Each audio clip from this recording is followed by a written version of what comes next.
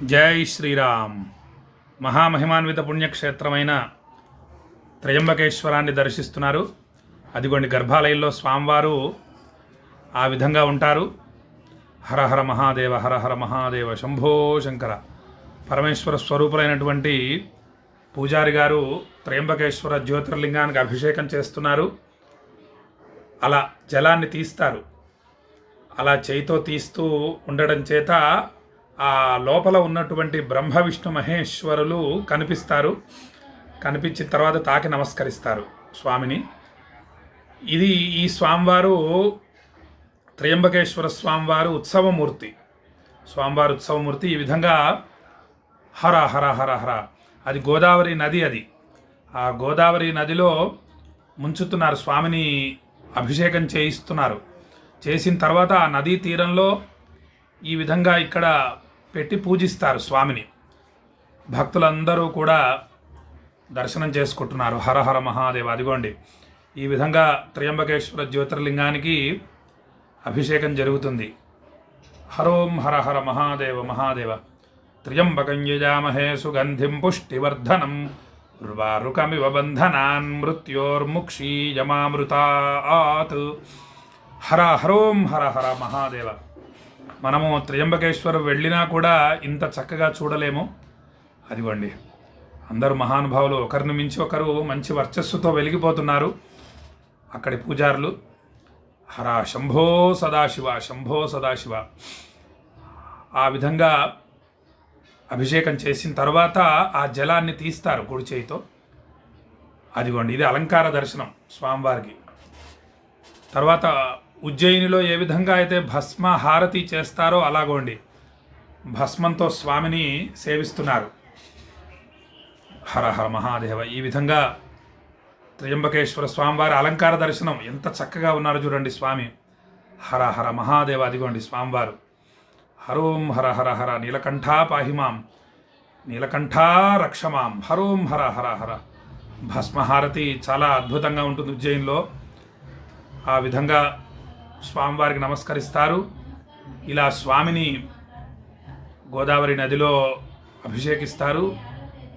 హర హర హర హర. నీలకంఠుని శిరముపై నీళ్లు జల్లి పత్తిరి సుమంత నెవ్వాడు పారవైవ గంగిగోవు వాడింటి గాడి పశువు మల్లసురశాఖి వాడింటి మల్లె చెట్టు. శివుడి శిరస్సు మీద కాసిని నీళ్లు అలా పోసి కాస్త బిల్వదళం పెడితే చాలు, స్వర్గంలో ఉన్నటువంటి కామధేనువు మరియు కల్పవృక్షము అభిషేకం చేసిన వాడి ఇంట్లో ఉండిపోతుందట. అంటే మొత్తం ఆయురారోగ్య అష్టైశ్వర్యాలు కలుగుతాయి స్వామి మీద నీళ్లు పోసి బిల్వదళాలు పెడుతూ ఉంటే ప్రతిరోజు కూడా. అదిగోండి ఎంత అద్భుతంగా ఉన్నారు. ఆహాహా స్వామివారు.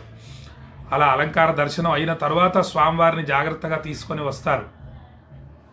తీసుకొని వచ్చి భద్రపరుస్తారు. అదిగోండి స్వామివారు. చక్కగా నమస్కారం చేసుకోండి. ఎంతో విశేషం అది. శంభో శంకర. త్రయంబకేశ్వర రక్షమాం రక్షమాం. మహామహిమాన్విత పుణ్యక్షేత్రమైన త్రయంబకేశ్వరలో 27వ తేదీ భక్తుల గోత్రనామాలు స్వామివారి ఆలయంలో చదివి గర్భాలయంలోని ఈ త్రయంబకేశ్వర జ్యోతిర్లింగానికి అభిషేకించబోతున్నాము. హరిద్వార్ మరియు ప్రయాగ నుండి తీసుకొచ్చిన గంగాజలంతో త్రయంబకేశ్వర జ్యోతిర్లింగానికి అభిషేకించబోతున్నాము. మీరందరూ కూడా మీ మనస్సుని త్రయంబకేశ్వర స్వామి మీద లగ్నం చేసి ఉంచండి. మీరు కూడా త్రయంబకేశ్వర్ వచ్చి స్వామిని సేవించిన ఫలితాన్ని పొందుతారు. ఇది స్వామివారి ఆలయం మరియు త్రిశూలం ఎంత అద్భుతంగా ఉందో చూడండి. త్రయంబకేశ్వర అద్భుతమైన పుణ్యక్షేత్రం. హర హర మహాదేవ, హర హర మహాదేవ. అదిగోండి ఆహాహాహా.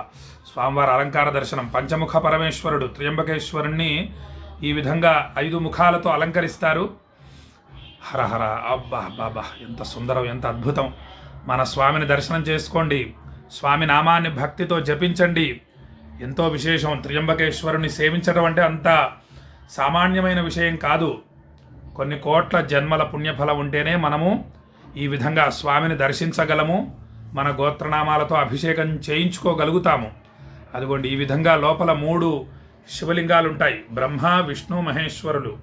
మొత్తం 3 శివలింగాలు ఈ విధంగా ఉంటాయి లోపల. అగోండి గోదావరి నది చూడండి, ఆ పక్కన ఊట వస్తోంది. అదిగోండి అది గోదావరి నది.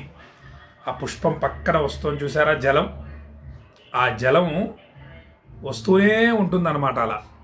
హర హర మహాదేవ శంభో శంకర. త్రయంబకేశ్వర స్వామికి జై.